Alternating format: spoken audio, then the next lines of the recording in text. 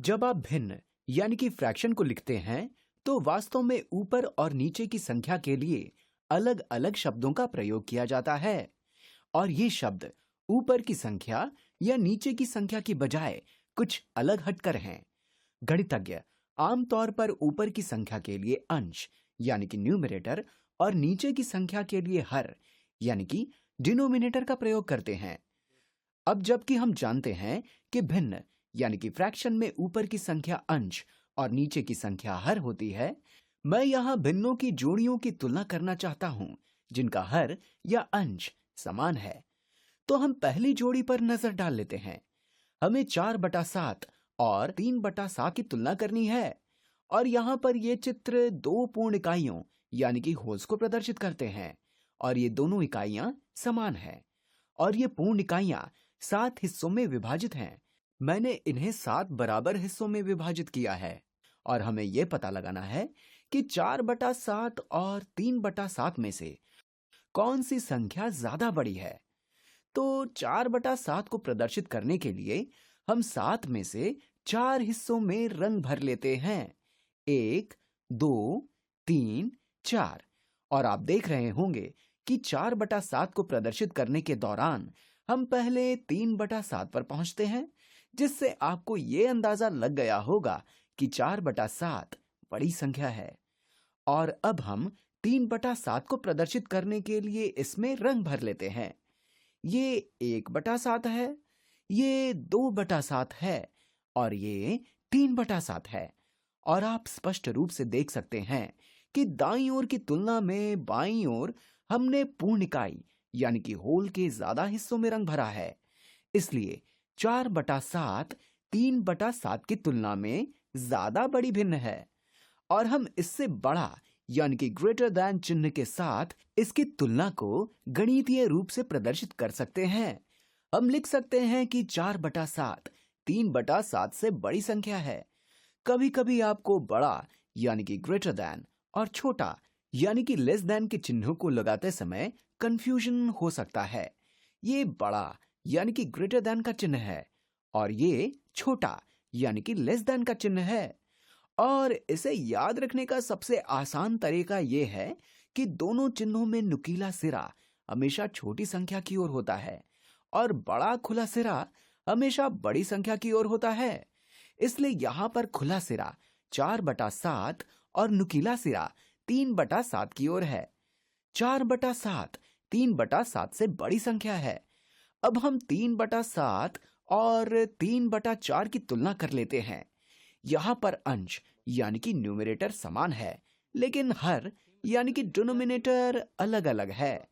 इसलिए मैं चाहूंगा कि आप इस वीडियो को पॉज करें और इस तरह के छोटे बॉक्स बनाएं और स्वयं पता लगाएं कि इनमें से कौन से भिन्न ज्यादा बड़ी संख्या को प्रदर्शित करती है।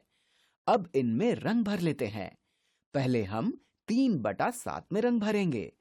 हम इसे यहां भी प्रदर्शित कर चुके हैं, लेकिन यहां पर एक बार फिर रंग भर लेते हैं। तो ये 3/7 है। मैंने 7 बराबर हिस्सों में से 3 हिस्सों में रंग भर लिया है। और 3/4 को कैसे प्रदर्शित करेंगे? ये 1/4 है, ये 2/4 है और ये 3/4 है। और आप देख सकते हैं कि 3/4 एक पूर्ण इकाई यानी कि होल के ज्यादा बड़े हिस्से को प्रदर्शित करता है। 3/4 बड़ी संख्या है या 3/7 छोटी संख्या है। इसलिए हम यहां लिख लेते हैं 3/7 3/4 से छोटी संख्या है। ध्यान दीजिए, यहां पर अंश यानी कि न्यूमरेटर समान है। हम भिन्न के चिन्ह को विभाजन या डिवीजन के रूप में भी देख सकते हैं। इसलिए जब मैंने विभाजित किया तो यहां ज्यादा समान समूह बने, या हम ऐसे भी कह सकते हैं कि इस भिन्न में ज्यादा समान समूह हैं। इसलिए 3/7 और 3/4 में 3/7 छोटी संख्या है, जो कि सही है। और अब हम 3/4 और 2/4 की तुलना कर लेते हैं। यहां पर हर यानी कि डिनोमिनेटर समान है, लेकिन अंश यानी कि न्यूमरेटर अलग अलग है। 3/4 को हम यहां प्रदर्शित कर चुके हैं। हम इन 4 में से 3 हिस्सों में रंग भर लेते हैं। तो ये 3/4 को प्रदर्शित करता है। और 2/4 को प्रदर्शित करने के लिए हम 4 में से 2 हिस्सों में रंग भरेंगे, 1 और 2। तो स्पष्ट रूप से 2/4 छोटी संख्या है और 3/4 बड़ी संख्या है। हम यहाँ लिख लेते हैं कि 3/4 2/4 से बड़ी संख्या है। और अब अंत में मैं चाहूंगा कि आप इस वीडियो को पॉज करें और ये पता लगाएं कि 2/4 और 3/6 में से कौन सी संख्या ज्यादा बड़ी है। एक बार फिर इनमें रंग भर लेते हैं। हम 2/4 को यहाँ प्रदर्शित कर चुके हैं। हमें 4 में से 2 हिस्सों में रंग भरने हैं, इसलिए हम 4 में से 2 हिस्सों में रंग भर लेते हैं।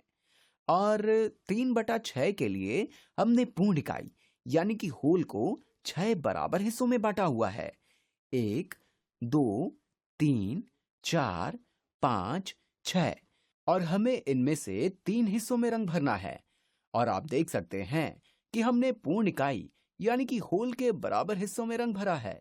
ये दोनों भिन्न तुल्य यानी कि इक्विवेलेंट हैं। ये दोनों तुल्य भिन्न हैं। 2/4 3/6 के बराबर है। और आप देख सकते हैं कि ये दोनों पूर्ण इकाई के आधे हिस्सों को प्रदर्शित करते हैं। अगर हम इस पूर्ण इकाई यानी कि होल को दोबारा बनाकर इसे 2 हिस्सों में बांटें, तो हमने यहाँ 2 में से 1 हिस्से में रंग भरा है। इसलिए आप कह सकते हैं कि 2/4 3/6 के बराबर है और ये दोनों 1/2 के बराबर हैं। ये सभी भिन्न बराबर हैं। 1/2 2/4 के बराबर है, जो कि 3/6 के बराबर है।